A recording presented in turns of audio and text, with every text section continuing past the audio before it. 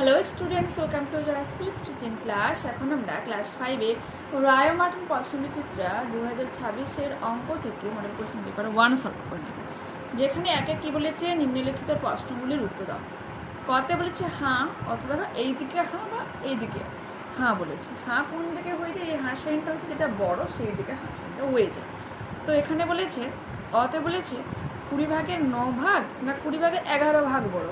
আমরা ইজিলি বলতে পারি, একটা আমি কেককে 20 ভাগ করে 9 ভাগ তোমাকে দিলাম, আর একটা কেককে কী করলাম 20 ভাগ করে 11 ভাগ তোমাকে দিলাম, তাহলে কোনটা তুমি বেশি পাবে? অবশ্যই এই যে সমপরিমাণ হলে কি 20 ভাগ করে যখন আমি 11 ভাগ দিচ্ছি সেটাই তুমি বেশি পাবে। তো হাঁ সাইনটা হয়ে যাবে এই দিকে। এক্ষেত্রে সেম দেখো, 24 ভাগের 5 ভাগ, এখানে 24 ভাগের 1 ভাগ, অবশ্যই কে বেশি পাবে? 24 ভাগের 5 ভাগ যাকে দেবো সেই বেশি পাবে, তাই তো। কত কি বলেছে, 0, 8, 3, 2, 1 সংখ্যাগুলি দিয়ে তৈরি 5 অঙ্কের ক্ষুদ্রতম সংখ্যা বলেছে। আচ্ছা, যদি আমি একেবারে বাম সাইডে 0 দিয়ে শুরু করি তাহলে কিন্তু শূন্যের দাম থাকবে না। যদি আমি এরকমভাবে করি 0, 1, 2, 3, 8, তখন এটা হয়ে যাবে কত অঙ্কের? 4 অঙ্কের। এটা কিন্তু রং হয়ে যাবে। তাহলে উত্তরটা কি মানে কী হয়ে যাবে? ক্ষুদ্রতম হয়ে যাবে সব থেকে এর 0, 2, 3, 8। ওকে, 10,238। এরপর বলছে স্থানীয় মানে বিস্তার করে লেখো। স্থানীয় মানে দেখো এখানে তোমার কত রয়েছে। আচ্ছা, যদি আমি একবারে ডান সাইড থেকে করে আসি, তো এখানে রয়েছে দেখো 1 কটা রয়েছে, এককের ঘরে 1, 1, 2, তো 2 হয়ে যাবে। কিন্তু তারপর দেখো এখানে দশকের ঘরে একটাই 10 হয়েছে, তো যোগ এখানে 10। এখানে দেখো 100 কত রয়েছে, শতকের ঘরে 1, 2, 3, 4, তো 400 হচ্ছে। তারপরে এখানে 1000, 1000, 2000, এখানে 10,000, 10,000, 20,000, তো 20,000 যোগ 2000, দেখো এটা 20,000, ঠিক আছে, এটা 20,000, এটা হয়ে যাচ্ছে তোমার 2000, আর এই সব মিলে কত হচ্ছে 400, তারপর 10, তারপরে 2, 2000 যোগ 20,000 যোগ 2000 যোগ 400 যোগ 10 যোগ 2। মৌলিক জোড় সংখ্যা কত? আচ্ছা, মৌলিক সংখ্যা কি? 1 আর সেই সংখ্যা দিয়ে কেবলমাত্র বিভাজ্য হবে, আর জোড় বলেছে তাহলে মৌলিক জোড় কেবলমাত্র কী হয়ে যায়? 2। ছবিতে তলগুলি কেমন? এই যে এটা কি, এটা শঙ্কুর ছবি, তাই তো। সেই শঙ্কুর বলেছে এই যে পোর্শনটা, এটা কি বক্রতল, আর এটা কি সমতল। একটা হচ্ছে সমতল আর একটা হচ্ছে বক্রতল। 7,625 সংখ্যাটিতে 7 ও স্থানীয় 7 ও 2 এর স্থানীয় মান কত? স্থানীয় মান কোনগুলো হয় বলতে, একক শতকের ঘরে তার যে মানটা কত সেটাই কিন্তু স্থানীয় মান হয়ে যায়। এটা তোমার কত ঘরে? এটা তোমার এককের ঘরে, দশকের ঘরে, শতকের ঘরে, হাজারের ঘরে। তো 7 যেহেতু হাজারের ঘরে রয়েছে তো 7,000 হয়ে যাচ্ছে, 2 দশকের ঘরে রয়েছে তো 20। ঠিক আছে, নিম্নলিখিত প্রশ্নগুলির উত্তর দাও। শূন্যস্থানে সঠিক সংখ্যা বসান।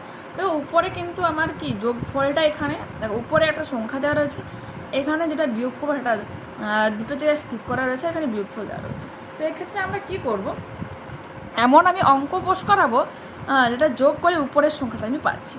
তো যদি এখানে 1 রয়েছে তাহলে 2 এর সঙ্গে কত এমন যোগ করলে যে এককের ঘরে 1 হচ্ছে। 2 এর সঙ্গে যদি আমি 9 যোগ করি, দেখো 9 আর 2 যোগ করলে কত হচ্ছে তোমার 11। দেখো 11 আর 1 বসে যাচ্ছে, হাতে 1 থাকছে। বুঝতে পেরেছো তো? আর এখানে দেখো 5 বেরিয়েছে, তো 5 আর 2 যোগ করে 7, আর এই যে 1 হয়ে কত হলো 8। এখানে 5 থেকে 1 বাদ দিলে 4, 3 থেকে 2 বাদ দিলে 1। কীভাবে হয়েছে বুঝতে পারলে তো? এরপর বলেছে 4 ও 6 এর দুটি সাধারণ গুণিতক। 4 এর গুণিতক কী হয়ে যাবে? 4, 8, 12, 16, 24, 28 ইত্যাদি। 6 এর গুণিতক কী হয়ে যাবে? 6, 12, 18, 24, 30 ইত্যাদি। তাহলে 4 ও 6 দুটো সাধারণ গুণিতক। আচ্ছা, সাধারণ গুণিতক কী হবে? দুটো সংখ্যাতে কমন থাকবে। তো দেখো 12 রয়েছে, 12, এখানেও 24, এখানেও 24, দুটো যেহেতু গুণিতক চেয়েছে তাহলে কী লিখবো? 4 ও 6 এর দুটি সাধারণ গুণিতক হলো 12 ও 24। এরপর হচ্ছে ঊর্ধ্বক্রমে সাজানো। তো ঊর্ধ্বক্রমে যখন সাজাবো মানে কি, ঊর্ধ্বের দিকে যাচ্ছি, ক্রমে ক্রমে ক্রমে ক্রমে উপর দিকে উঠছে, তাই তো। তো আমাকে দেখতে হবে এখানে কতগুলো অঙ্ক করে রয়েছে, প্রত্যেকটাতে কটা 5টা করেই রয়েছে, 5টা করে রয়েছে। বাট আমাকে দেখে রাখতে হবে যে বাম পাশে আমার সব থেকে বড় নাম্বারটাকে ফলো করে করে যেতে হবে। তবে এখানেও রয়েছে তোমার 4, 4, 4, 4, তো এখানে কিন্তু কোনো রকম প্রভাব পড়লো না। কিন্তু এখানে দেখো 5 রয়েছে, এখানে 7, 9, 7, তাহলে আমি ইজিলি বলতে পারি এই যে অঙ্কটা হলো এটা সব থেকে ছোট। তাহলে কি লিখলাম? এই যে 45,315 এটা হয়ে যাবে সব থেকে ছোট। হলো। এরপরে দেখো এখানেও 7 রয়েছে, এখানে 9 রয়েছে, এখানে 7, কিন্তু এখানে 8।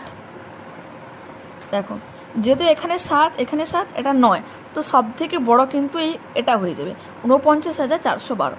কিন্তু কোশ্চেন হচ্ছে যে এটার পর এটা হবে না এটা হবে। দেখো এখানেও 47 রয়েছে, এখানেও 47, কিন্তু এখানে 8 রয়েছে, এখানে 7 রয়েছে, তার মানে এরপরে হয়ে যাচ্ছে এই অঙ্কটা, তারপরে এটা, তারপর লাস্টে এটা।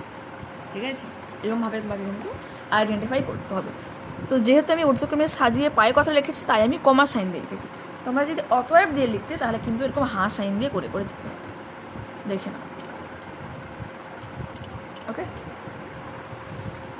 এরপর কি রয়েছে, 472 মাসে কত বছর কত মাস রয়েছে?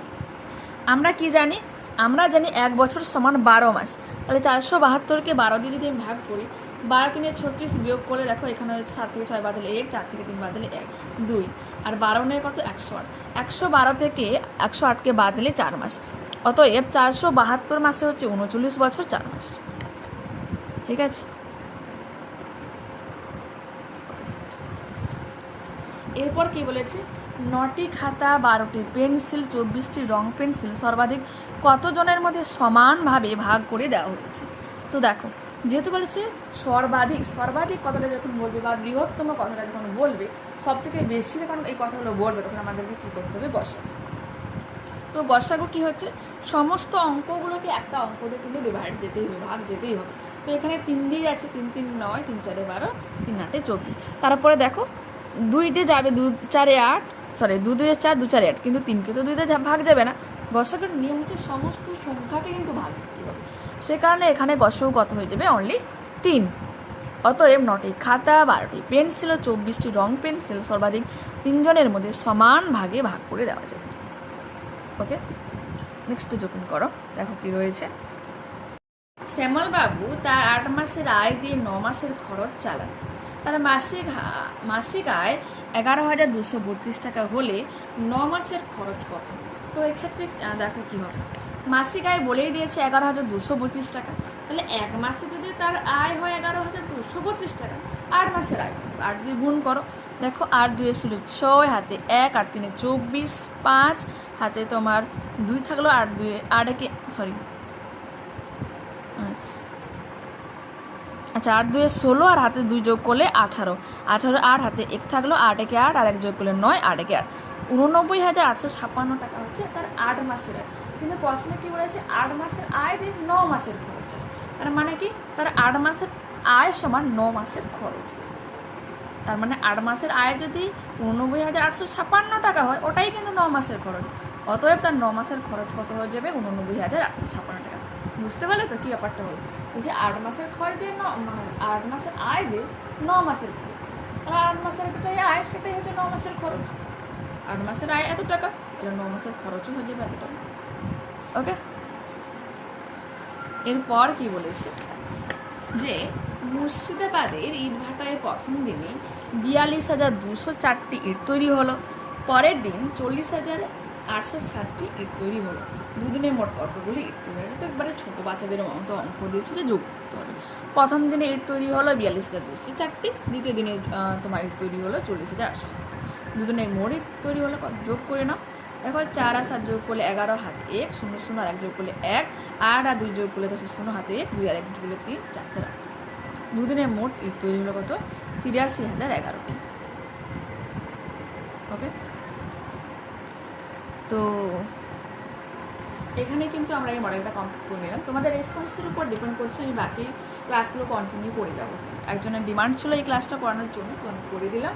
তো প্লিজ ওয়াচিং, প্লিজ সাপোর্টিং। নতুন তাহলে অবশ্যই চ্যানেলটাকে সাবস্ক্রাইব করে নিও, বন্ধুদের সাথে একটু বেশি বেশি করে শেয়ার করবো। ভালো লাগলে অবশ্যই লাইক কমেন্ট শেয়ার করে দিও। ঠিক আছে, ওকে, বাই।